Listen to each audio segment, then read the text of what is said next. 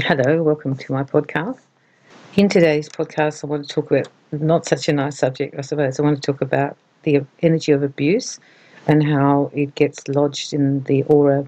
I think we've all suffered from abuse in our life. It varies from the verbal and emotional abuse, mental, psychological, and also sexual abuse. There are also many forms of physical abuse, and these will have quite detrimental effects not only on the physical body but on yourself emotionally, and psychological abuse comes with physical abuse. The torture, which I think is a whole new category of abuse, and some of us have had that as well. When you think about abuse, people don't think about it as an energy, but when someone's abusing you, they're actually using quite a powerful energy in towards your aura and hitting into your aura, and it locks into the aura. You can actually feel it sometimes if someone's verbally abusing you. You'll feel it, and emotionally abusing you can actually feel the stabbing or the pain or the hit. I call it a hit. And these emotional hits actually affect the vibration of the aura and actually damage it, I believe. Every time we get abused, it hits into the aura, and usually if we're being abused, we'll end up being the victim. We can't do anything to stop it. Sometimes we can fight back, but especially when we're younger, we didn't have that capacity. And you're in some places like the workplace, or sometimes in some family dynamics, particularly if you're with somebody and it's their family, you kind of have to take it sometimes. There's a politeness that goes with it. We learn how to absorb the attack. It's like a psychic abuse attack, and we learn to absorb it, and we store it somewhere. And that's where the problem comes, that we can end up storing this abuse and the emotions that go with it in our aura in all different places. It all depends how long and how much abuse you've had, how much you've stored in the aura, of course. And when you're very little, you come in, you're nice and clean, the aura is beautiful and clean, and then if you have abusive parents, you'll end up storing more and more, and by the time you get into your 50s, 60s, you've just stored a lot. You might have also attracted a lot of abusers and controllers in your life, and through no fault of your own, actually. And in that way, it's just kept going and going and going. What I want you to do is first understand that if you've suffered from abuse, that you're holding on to the energy of it. And once you do that, then you can start to release it. There will be other emotions that come with abuse, and they will be strong emotions. There will often be anger and hate and rage, huge rage for what was done to you, and that can get caught into the aura as well. And the other one's fear and terror, because if you're frightened, being scared, being petrified of your abuser, which many people have been, that will lock into the body. I suggest that you do your release work from every chakra that you can. You will find with the sexual abuse one would be the bottom three chakras that will be mostly affected, and it clogs them up and messes around with them. With the emotional abuse, it will be around the heart and often the throat, and verbal abuse will be around the throat and the heart. Any kind of psychological mental abuse will be around the crown, of course, and the third eye.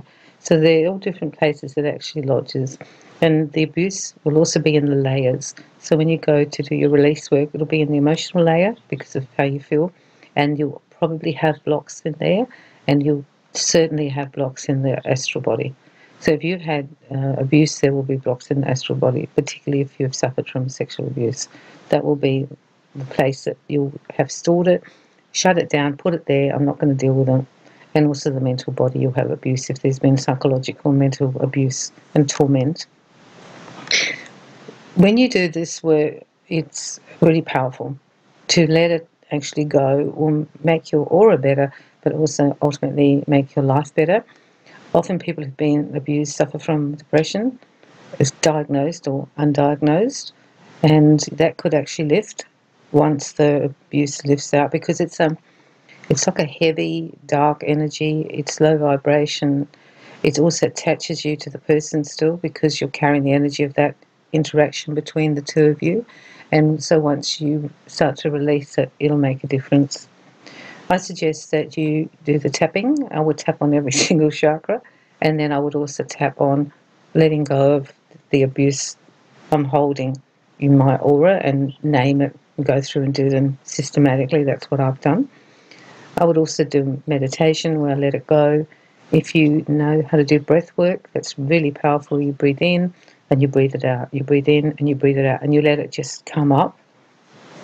Often during breath work, you'll cry and sob, and your body will twitch, and you can actually feel things moving around your body as you release them.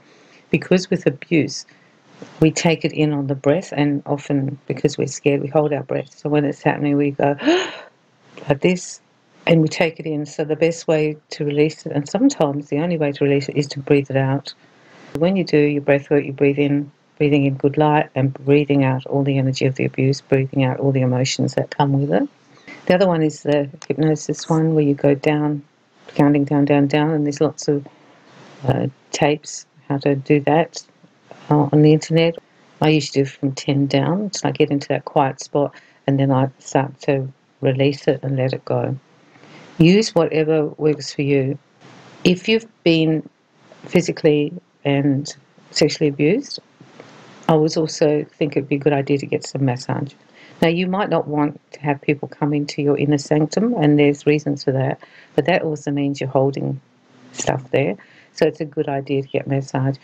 If you can't get a person to massage you because for you it's too threatening or daunting, get a massage machine. I've got a couple here, and use that. At least it's a start to getting it out of your aura. Massage will get it out. Massage is really powerful, and if you don't want to go to someone, you can do it yourself. Of course you can't do your back, but you can do just that middle part of your back you won't be able to do, but everywhere else you can. So start to massage your body a lot, because you've held it in the muscles and you've held it in the tightly in the aura there. So by massaging it, you release and let it go. Also, burning oils is good to do that, to be uplifting. There are many that you can choose ones that you love, and they will help you. And I've also used the Bach Flower Remedies, Rescue Remedy, and then when you go and check the list, work out which ones you think would be good for you and use those. If you know how to make ormus, and I've done a podcast on that, make your ormus and put in your, when you do the Reiki on the ormus, make the thing that you are releasing. This will, as I take it, it will help me to release all the negative effects of the abuse and all the energy of the abuse and all the emotions. This is not a really nice podcast to do in a sense, but it's really powerful because people don't talk about their abuse very much. I do to counsellors and maybe the doctor and therapists, but we don't usually talk too much to our family or friends because they're uncomfortable with it, and we probably just keep it to ourselves. But we need to let it go if we want to be healthy and well, and also feel better just for our actual well-being. And then it stops us being tied to the abuse energy, but also the person, and it breaks that tie. If you are with a person or persons who are abusive and you can't get out of it, then still do the work, because the more you release, the more powerful you will be. And remember that as soon as you have to be with them, put white light over yourself to cover yourself. Sometimes we can't avoid an abusive mother or an abusive child, or sometimes even a partner if they've got some stage they're going through, particularly if they've got dementia or maybe they've got some mental issues and they're quite abusive, and we need to be there to take care of them on some level. So we can't always get away from it, but we can do the work to let it go. So I'm wishing you lots of good luck with this one. Do the work. You'll feel better. Your aura will love you for it, and you won't get sick, because people who've been abused usually end up either getting sick when they get older with lots of a myriad of things that the doctor can't find out what's wrong with you, because of course they're all coming from another space, or they land up with mental instability because of the damage from the abuse. You need to be very aware of this. If you've been abused, you will be holding damage. Let it go, and then you can heal yourself and get better.